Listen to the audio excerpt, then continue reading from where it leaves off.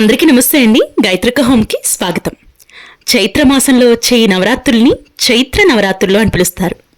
ఇప్పటికీ చైత్ర నవరాత్రులు ప్రారంభమయ్యాయి. ఈ చైత్ర నవరాత్రుల్లో అమ్మవారిని 9 రూపాల్లో పూజిస్తూ ఉంటాము. అయితే మార్చి 30వ తేదీ నుండి చైత్ర నవరాత్రులు ప్రారంభమండి. అయితే ఏప్రిల్ 7వ తేదీ వరకు కూడా ఈ నవరాత్రులు ఉంటాయి.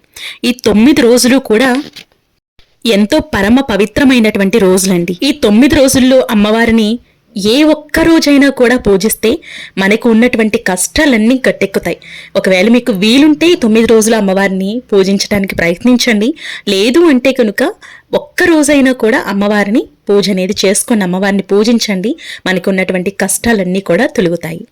అయితే అమ్మ అనుగ్రహం ఎవరి ఇంటిపైన అయితే ఉంటుందో వారు ఎప్పుడు కూడా సంతోషంగా ఉంటారు. ఎల్లవేళలా కూడా అమ్మ కాపాడుతూ ఉంటుంది. అలా కాపాడాలి, అమ్మ కటాక్షం మన మీద ఉండాలి అంటే ఈ చైత్ర నవరాత్రుల్లో అమ్మవారిని పూజించటం, అమ్మవారి శ్లోకాలు చదువుకోవటం, అమ్మవారిని సేవించటం వల్ల మనం ఎప్పుడూ కూడా ఆనందంగా, సంతోషంగా, ఆరోగ్యంగా ఉంటాము. అయితే మార్చి 30 నుండి ఏప్రిల్ 7వ తారీఖు వరకు కూడా మనకి చైత్ర నవరాత్రులు ఉన్నాయండి.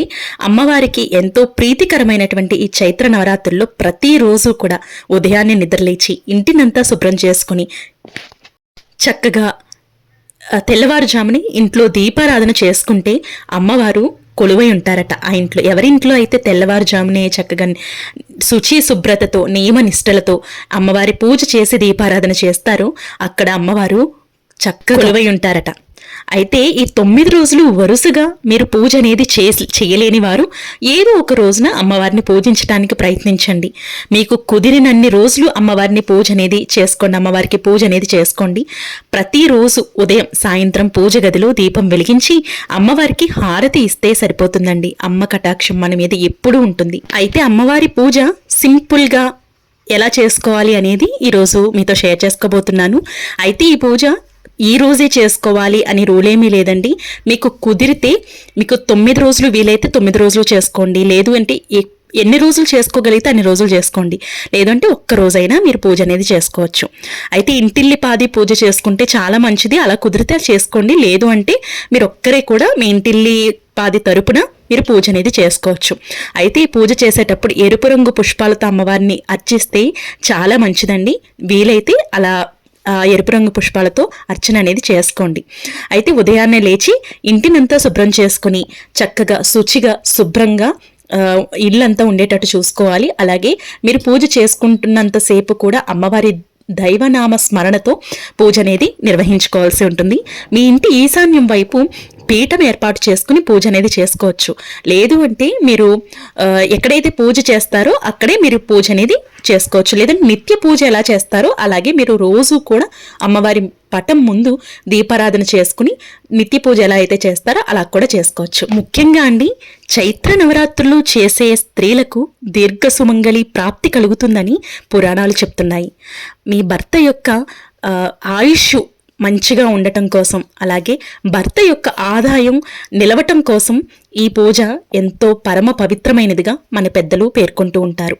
నవరాత్రుల వేళ ఉపవాసం ఉండేవారు ఒక్క పూట మాత్రమే భోజనం చేయాల్సి ఉంటుంది. మిగిలిన సమయాల్లో పళ్ళు పాలు తీసుకుంటూ ఒక పొద్దు ఉపవాసం ఉండి ఒక పొద్దు భోజనం చేసి పూజ అనేది చేసుకోవాల్సి ఉంటుంది. అయితే మనం ఫస్ట్ ఇంటినంతా శుభ్రం చేసుకున్న తర్వాత పీఠం ఏర్పాటు చేసుకుని పీఠానికి చక్కగా పసుపు కుంకుమతో రాసి ముగ్గు వేసి తర్వాత అమ్మవారి పటాన్ని ఉంచాలండి. అమ్మవారి పటం దుర్గమ్మ తల్లి పటం ఉంచవచ్చు, లక్ష్మీదేవి అమ్మవారి పటం ఉంచవచ్చు, లేదు అంటే లలిత అమ్మవారి యొక్క పటం ఉంచవచ్చు. ఇలా అమ్మవారి స్వరూపంలో ఏ స్వరూపమైనా కూడా పర్వాలేదు.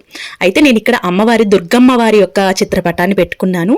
అలాగే ఈ నవరాత్రుల్లో తులసి మొక్కను కూడా మనం పూజించడం ఎంతో ముఖ్యం అన్నమాట. ఎందుకంటే తులసి మొక్కలు ముక్కోటి దేవతలు కూడా కొలువై ఉంటారట. కాబట్టి చైత్ర నవరాత్రుల్లో తులసి అమ్మని ఆరాధించడం వల్ల సాక్షాత్తు ఆ శ్రీ మహాలక్ష్మి అమ్మవారిని ఆరాధించినటువంటి పుణ్య ఫలితం అనేది మనకు లభిస్తుంది. ఎందుకంటే తులసి మొక్కలు కూడా లక్ష్మీదేవి కొలువై ఉంటారు కాబట్టి. అలాగే తులసి మొక్క దగ్గర ఎవరైతే నేతి దీపారాధన చేస్తారో అక్కడ బ్రహ్మాది దేవతలు కూడా కొలువై ఉంటారని మన పెద్దలు చెప్తూ ఉంటారు. ఇలా ఒక చిత్రపటాన్ని ఏర్పాటు చేసుకుని విగ్రహం ఉన్న విగ్రహం పెట్టుకోవచ్చండి, ఇబ్బంది ఏం లేదు. ఇలా పెట్టుకున్న తర్వాత ముందుగా గణపతికి పూజ అనేది చేసుకోవాలి. పసుపు గణపతిని చేసుకుని, లేదు అంటే మీరు రోజు పూజించే గణపతి ఎవరైతే ఉంటారో ఆ గణపతి విగ్రహం కానివ్వండి, ఫోటో కానివ్వండి పెట్టుకుని ముందుగా గణపతికి పూజ అనేది చేసుకోవాలి. పంచోపచార పూజ అంటే పసుపు, కుంకుమ, అక్షింతలు, గంధము, వస్త్రాన్ని సమర్పించి పంచోపచార పూజ చేసి దీపారాధన చేసుకుని పంచోపచార పూజ అనంతరం చక్కగా మీ శ్లోకాలు, స్తోత్రాలు అన్నీ చదువుకున్న తరువాత నైవేద్యం నివేదించి హారతినిచ్చి మంగళహారతినిచ్చి తరువాత అమ్మవారికి పూజ అనేది నిర్వహించుకోవాల్సి ఉంటుంది. అమ్మవారికి పూజ నిర్వహించుకునే ముందు మీ సంకల్పం ఏంటి అనేది, మీకున్నటువంటి కష్టాలు ఏంటి అనేది అమ్మవారికి చెప్పుకోండి. తప్పకుండా అమ్మవారు వింటారు. ఎందుకంటే మనం చేసే పూజ పూర్తి ఫలితం రావాలి అంటే మనకి ఉన్నటువంటి ఒకే ఒక్క ఆయుధం ఏకాగ్రత.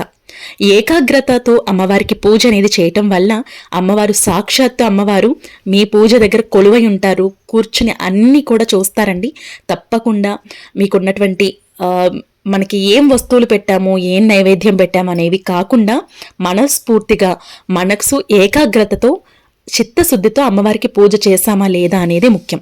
కాబట్టి అమ్మవారికి ఎంతో ప్రీతికరమైనటువంటి పసుపుతో కానీ, కుంకుమతో కానీ, అమ్మవారికి ఇష్టమైనటువంటి పూజా ద్రవ్యాలు అంటే చిట్టి గాజులతో కానివ్వండి, గోమతి చక్రాలతో కానివ్వండి, ఇలా దేంతోనైనా కూడా అమ్మవారికి ఇష్టమైన ద్రవ్యాలతో అమ్మవారి అర్చన అనేది చేసుకోండి. ఈ 9 రోజులు కూడా శ్రీ మహాలక్ష్మి అమ్మవారి యొక్క శ్లోకాలు, స్తోత్రాలు, అష్టోత్తరాలు ఇవన్నీ కూడా పఠించవచ్చు. చక్కగా పూజ అనేది చేసుకున్న తర్వాత ధూపాన్ని ఇవ్వండి. అమ్మవారికి ధూపం అంటే ఎంతో ఇష్టం అండి. కాబట్టి ధూపాన్ని ఇచ్చిన తర్వాత చక్కగా మరొక్కసారి మీ సంకల్పం ఏంటి అనేది చెప్పుకొని తరువాత నైవేద్యాన్ని నివేదించవచ్చు. అయితే నైవేద్యం అనేది మీ ఇష్టం. మీరు చేయగలిగితే, మీరు చేసుకోగలిగితే తీపి పదార్థాలు అంటే పరమాన్నం కానీ, లేదంటే పాయసం కానీ, లేదంటే పులిహోర కానీ ఇలా నైవేద్యాలు పెట్టి అమ్మవారిని పూజించవచ్చు. లేదు అంటే కనుక చిన్న బెల్లం ముక్కని పెట్టైనా కూడా చక్కగా పూజ అనేది చేసుకోవచ్చు. ఏమి ఇబ్బంది లేదండి. ఎందుకంటే మన పరిస్థితి, మనకి ఉన్నటువంటి అనుకూలత అంతా కూడా అమ్మవారికి తెలుసు. కాబట్టి మనం భయపడవలసిన అవసరం లేదు. మనకు ఉన్న రీతిలో ఎలాంటి అనుమానాలు పడకుండా చక్కగా అమ్మవారికి పూజ అనేది చేసి దీపారాధన చేసుకోండి. తప్పకుండా మనకి ఆపద సమయంలో అమ్మవారు మనల్ని ఆదుకుంటారు. కాబట్టి ఈ విధంగా అందంగా పూజ అనేది చేసుకోండి. మనం పూజ చేసిన తరువాత తప్పకుండా పూజ కావలసినటువంటి నియమాలు మాత్రం తప్పకుండా పాటించాలి. అంటే ఈ 9 రోజులు కూడా మాంసాహారం తినకూడదండి. అయితే మీరు ఈ 9 రోజులు పూజ చేయట్లేదాక ఒక్కరోజు మాత్రమే పూజ చేసుకుంటున్నామన్నా కూడా మీరు పూజ చేసే రోజు లేదంటే 9 రోజులు కానీ ఒక్కరోజైనా కూడా మాంసాహారం అనేది తీసుకోకూడదు. అలాగే బ్రహ్మచర్యం పాటించాలి. అలాగే బుల్లి, వెల్లుల్లి లాంటివి అస్సలు తీసుకోకూడదు. గోళ్ళు కానీ, జుట్టు కానీ ఇట్లాంటివి ఏమీ చేసుకోకూడదు. అలాగే ఇంకొకటి ఏంటంటే షేవింగ్, మగవారు షేవింగ్ చేసుకుంటారు కదా, సో షేవింగ్ కూడా చేసుకోకూడదు. ఈ విధంగా చక్కగా ఉన్నటువంటి నియమాలన్నీ పాటిస్తూ, అంటే ఈ 9 రోజులు ఉన్నటువంటి నియమాలు పాటిస్తూ అమ్మవారిని భక్తి, శ్రద్ధ, ఏకాగ్రతతో అమ్మవారిని కొలిస్తే సరిపోతుందండి. అమ్మవారి దయ మన మీద ఎప్పుడూ ఉంటుంది. అంతేకాకుండా ఈరోజు నేను కాయిన్స్తో కూడా అమ్మవారిని పూజిస్తున్నానమాట. మీకు కాయిన్స్తో పూజ అనేది చేసుకోవచ్చు. గోమతి చక్రాలతో పూజ అనేది చేసుకోవచ్చు. అలాగే చిట్టి గాజులతో పూజ అనేది చేసుకోవచ్చు. ఇలా మీరు పూజ అనేది నిర్వహించుకోవచ్చు. ఇలా మనకి ఉన్న రీతిలో పూజ అనేది చేసుకోవచ్చు అనమాట. అలాగే ఈరోజు అమ్మవారికి నైవేద్యంగా పరమాన్నం చేశానండి. సో పరమాన్నం కూడా అమ్మవారికి పెట్టి పూజ అనేది నిర్వహించుకున్నాను. ఈ విధంగా చక్కగా పూజ అనేది నిర్వహించుకోవచ్చు. అమ్మ దయ ఉంటే అన్నీ ఉన్నట్లేనండి. తప్పకుండా పూజ అనేది నిర్వహించుకుని దీపధూపాన్ని చూపించి అమ్మవారి యొక్క శ్లోకాలు, స్తోత్రాలు చదువుకున్న తర్వాత మనం ఒక్కసారి నైవేద్యం పెట్టిన తర్వాత ధూపాన్ని ఇచ్చిన తర్వాత అమ్మవారికి నమస్కరించుకుని బయటకి వచ్చి ఇక కర్టెన్, మీ పూజ గది కర్టెన్ ఉంటే కర్టెన్ కానివ్వండి, డోర్స్ ఉంటే డోర్స్ కానివ్వండి క్లోజ్ చేసేయాలి. చేసిన తర్వాత ఒక 5 మినిట్స్ కానీ లేదంటే 10 మినిట్స్ కానీ ఇంకా అటువైపు చూడకుండా, లోపలికి వెళ్లకుండా మీరు బయటకి వచ్చే తులసమ్మకి పూజ అనేది చేసుకోవచ్చు. గడపకి మరొక్కసారి నమస్కారం తెలియజేసుకుని మీ పని మీరు చేసుకోవచ్చండి. తరువాత ఒక 10 మినిట్స్ తరువాత దీపం వెలుగుతుంది కాబట్టి డోర్ కర్టెన్ కానివ్వండి లేదంటే డోర్ కానివ్వండి కొంచెం తెరిచి ఉంచి దీపం వెలుగుతున్నంతసేపు కూడా అలా తెరిచి ఉంచాల్సి ఉంటుంది. చూసారు కదండి, ఈ నవరాత్రుల్లో, చైత్ర నవరాత్రుల్లో ఒక్కరోజైనా పూజ ఇలా చేసుకోండి, చాలా మంచిది. ఐ హోప్ ఈ వీడియో మీకు నచ్చిందని అనుకుంటున్నాను. నచ్చినట్లయితే లైక్ చేయండి, మీ ఫ్రెండ్స్ అండ్ ఫ్యామిలీ మెంబర్స్కి తప్పకుండా షేర్ చేయండి. మీకు ఏమైనా డౌట్స్ ఉంటే కామెంట్ సెక్షన్లో అడగండి. Thank you for watching. మీ గాయత్రక్క.